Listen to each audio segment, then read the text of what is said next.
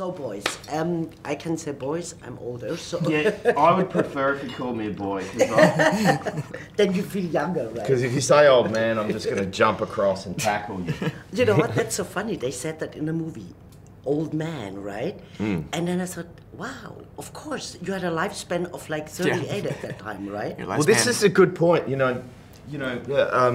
one of my concerns about playing Falstaff is that everybody, you see it on stage, you see it in films, and with all respect, they're all great. This is why we wanted to do a different thing. But in the casting, a lot of older men play Hal or Henry V. He was 25, 26 when he became king. He was a young person. And Falstaff, old age would have been me. Yeah, I plan to be around for a little bit longer than that, but yeah, lifespan would have been shorter. Henry IV was 45 when he died. Okay, 45. And I also thought, thinking of young men at that time, Henry V, like you say, he was 24, 25, your age. 24? He's 23. 24? I'm 39, but people don't really know that. No, I'm kidding. No, Good, 23. You moisturize a lot. Moisturize all the time. No, but at that time, you were so grown up already, These days, kids stay in puberty over 20, No, it's true, Yeah. They're so protected. And then you had to go to war, you had to marry. Did you think about that? I like that you framed it that way, because I like that you talked about war too, because in some ways, like you said, it's puberty until 20 now, but in some ways, I think our understandings of identity, or even the idea of identity, is way different now, and people know themselves young, very, very young now. And I'm talking about myself too, like I feel like I was exposed to social media when I was really young and grew up with it. And I think at that time,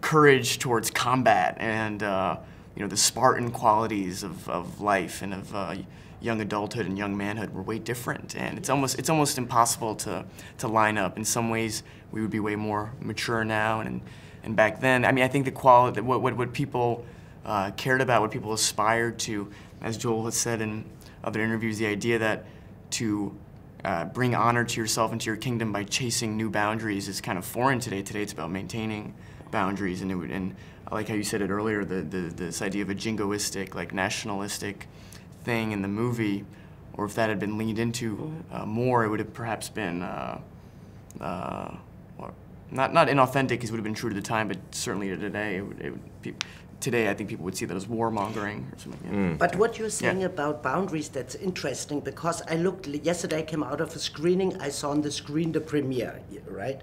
That was amazing. I thought, wow, what the fuck is, there's so many people there screaming, and what I saw with you, I didn't see it, I came too late out of the carpet, but people hug you, and because talking about boundaries, do you sometimes feel like suffocated, or it seems like you like it? You're very open to that. Well, I meant the boundaries of countries, but I will also, but I'll also answer that. No, I think I said this before with Joel too. I just feel grateful that people, young people, are excited about films still, and this is a medieval drama inspired by Shakespearean plays. So, the fact that people are happy to show up for that, and for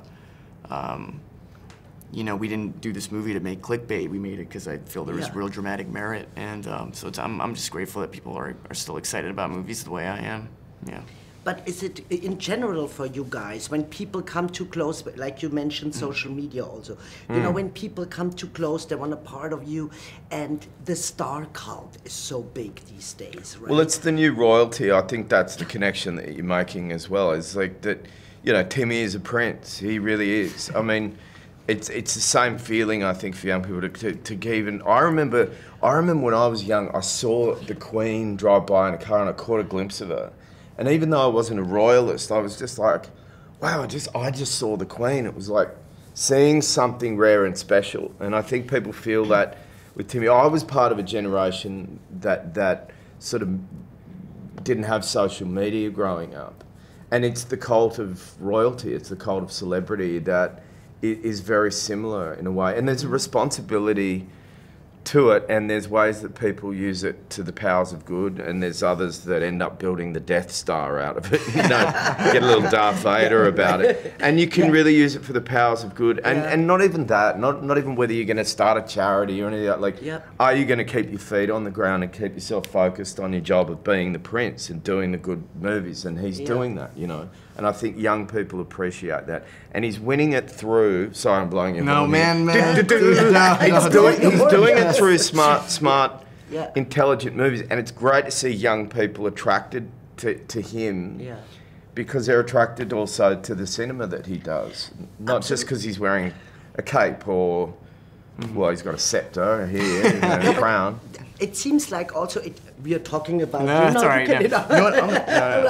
No, Lock your ears. We're going to talk about it. That's okay. No, I mean, horrible. but unbearable. But Timothée, it seems also like you do it so on ease. You have fun with it, and it comes authentic. You know, it's not I have to do the red carpet now. It seems Give like him 5 years. right after that.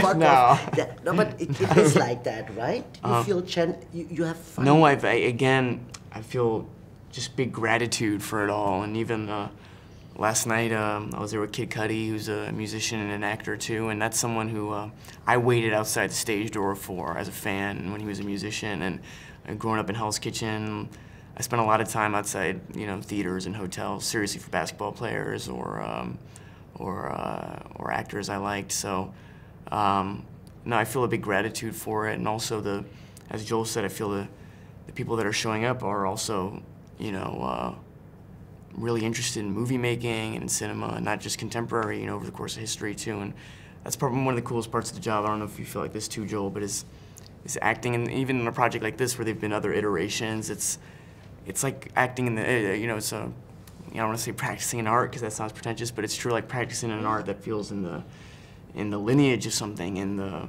history of the world in some way. So that's exciting. And does it help to have people like Joel around? You seem very grounded, and you have a good head, you know, attitude, not towards me at least, but maybe you have when you walk out of the Cameras turn off. So, but do people like Joel help you to stay sane in this business? Because it's very easy, you know, to think you're the prince of. No, absolutely, and I got really lucky working with Joel and David, and certainly as you just alluded to, I feel they're all the roadmaps now. That's the good thing maybe about 2019, where everything else is not so great, but they're the roadmaps of where this kind of stuff in this industry goes wrong, and you know, certainly to be able to work with Joel or David and work on material like this and work 12 hours a day, and it keeps you focused. And certainly even to play a royal, the biggest lesson in it for me was just how human it felt, that it didn't feel like playing somebody with an ascendancy of power, but rather someone who's just struggling. And I think that's probably true of a lot of world leaders or leaders in general.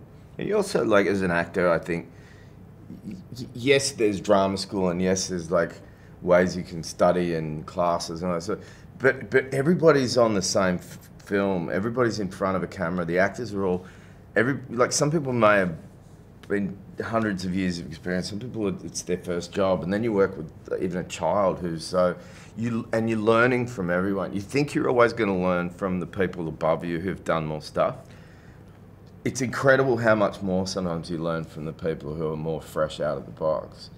And you also learn where you've let yourself down in terms of the years of cynicism, or just like thinking you've got a bag of tricks, or whatever it is that you've calcified into in some ways. And I like to see myself as somewhat fluid, but there are calcifications along the way, or cynicisms. Is to really not only look up to the Gary Oldmans and the wonderful people that I aspire to, but look down and go, wow, like, what's the lightning in the bottle that you know, the young folk have? How did they put it all together? So nice. Thank you so much, boys. Thank you.